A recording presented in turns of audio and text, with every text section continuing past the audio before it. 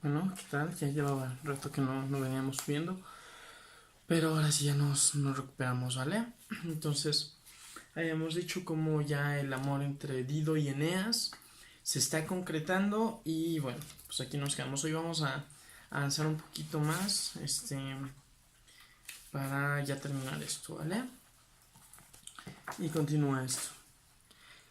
La noticia de que la hermosa reina Dido se había unido en amores con Eneas, descendiente del linaje troyano, corrió rauda por los pueblos vecinos. Más allá de las fronteras de Cartago, se decía que pasaban juntos la mólice de aquel invierno, descuidando sus reinos y entregados únicamente a las delicias de su torpe amor.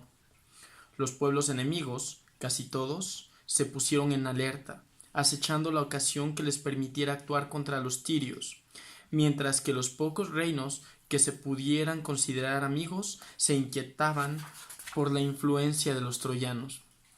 Más de un rey poderoso que había pretendido en matrimonio a Dido y había sido rechazado, sentía ahora el alma colmada de ira por el despecho. Algunos llamaban a Eneas el nuevo Paris, asegurando que, como aquel, llevaría la desgracia a los suyos por amor. Fueran ciertos o falsos los rumores, acababan regresando tarde o temprano a la propia Cartago y se divulgaban entre su gente, que ya no veía jamás a su reina, pues solía permanecer encerrada en su palacio con Eneas. Los tirios empezaban a creer tales infundios y a imprecar contra los troyanos, a decepcionarse con la soberana que en otro tiempo había sido sabia y bondadosa. Desde el día en que se habían conocido íntimamente por primera vez, Dido ya no cuidaba de las apariencias debidas a su honor real ni atendía a la protección de su buen nombre. En presencia tanto de nobles tirios como de sirvientes, tomaba de la mano a Eneas, y en el transcurso de los banquetes lo besaba sin vergüenza. No consideraba que el suyo fuera un amor prohibido y furtivo, sino que, entre los más cercanos, lo llamaban matrimonio. Se cuchicheaban en los pasillos que usaba ese nombre para velar con él su culpa. Ajeno a todo ello, Eneas, por su parte, había olvidado su nobilísimo empeño. Los troyanos, que al principio habían celebrado al ver que su jefe hallaba solaz en la feliz compañía, notaban las miradas rencorosas y oían el eco de las habladurías, de modo que también entre ellos el descontento iba hallando acomodo.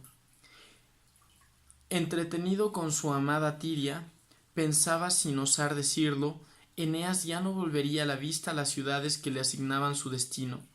Hasta la mismísima morada celeste, a través de las vaporosas nubes, más allá de las cimas nevadas del Olimpo, llegó la reverberación de aquel estado de cosas. Solitario en su salón de esbeltas columnas, Zeus observaba a Eneas en las imágenes que le devolvían el remolino de nubes en el centro de la estancia, sobre el suelo de mármol blanco, y se preguntaba qué esperanzas movían al héroe a mal perder su vida, ocioso en aquel pueblo, sin cuidar de sus descendientes.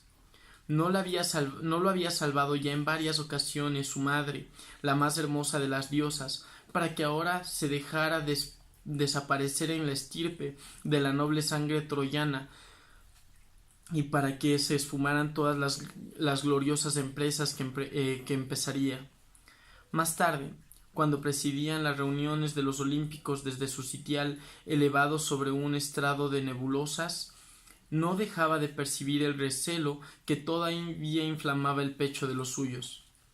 Tiempo hacía desde que habían chocado las armas la arena de Troya, cada uno compartiendo el polvo y la sangre en los bandos de los mortales, cuando llegó la guerra a lo más desembocado. Sin embargo, Afrodita seguía inquieta por sus protegidos. Hera se mostraba incapaz de olvidar las ofensas. Atenas se sentía desgarrada por la locura a la que había visto entregarse a los hombres. Apolo sufría por la crueldad inenarrable, innecesaria, que habían sufrido sus vástagos. Bien claro veía el Señor del universo que muy poco respetaban su pretensión de evitar inmiscuirse en los asuntos de los hombres. Quizá era el momento de que él mismo interviniera para poner a cada uno en su sitio. Siguiente capítulo.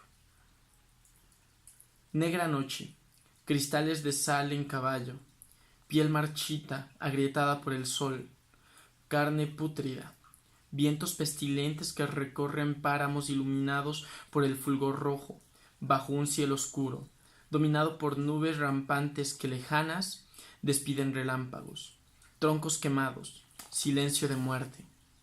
Se deslizaba una sombra por los cielos y se acerca. El venerable Anquises, en cuyos ojos blancos, sin iris, late la nada, abre una boca arrasada por las tinieblas. Hijo, al que no quería en vida más que a mi propia existencia, acudo a ti por orden del mayor poder del universo, el único capaz de alejar todo peligro de tus naves, el que desde la altura se apiada de ti.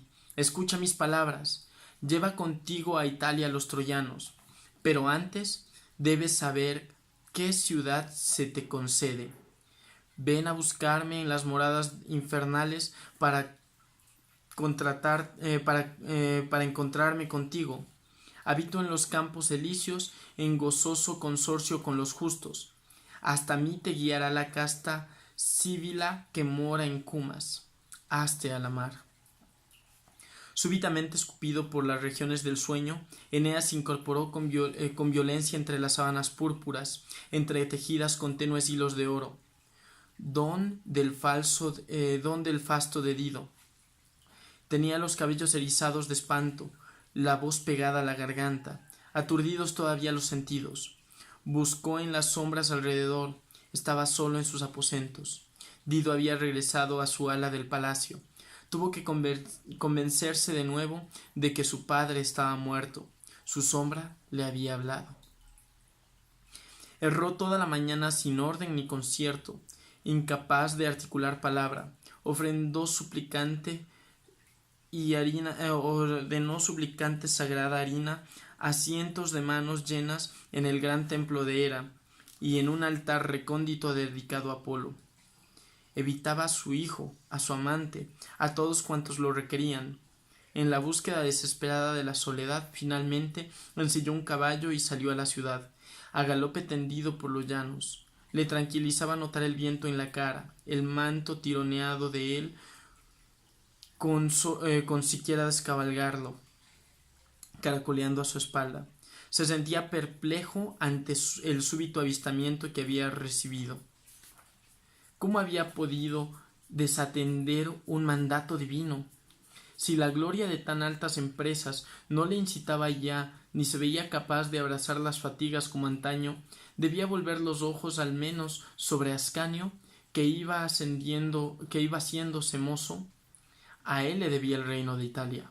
Había vuelto, sin pretenderlo, al monte que fuera escarnio de la cacería, sabiéndose cerca de una cueva en la que amó a Dido por primera vez, y fue a buscarla.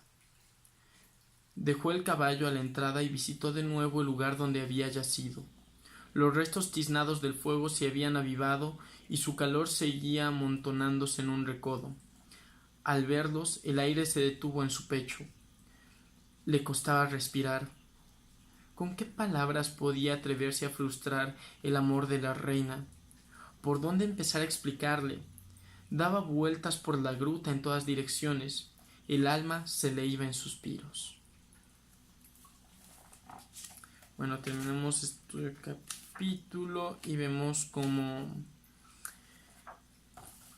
el amor a veces nos puede detener, nos puede parar, y una pequeña treta de los dioses tiene que fuerza a que la historia, en este caso, se siga desenvolviendo, ¿no? Muchas veces la historia es como la vida. Uno puede quedarse en un lugar hasta que pasa algo que, boom, nos acelera, nos precipita en otra cosa. Puede ser un sueño, puede ser una palabra, o muchas cosas, ¿vale? Vamos a continuar este capítulo después. Gracias y adiós.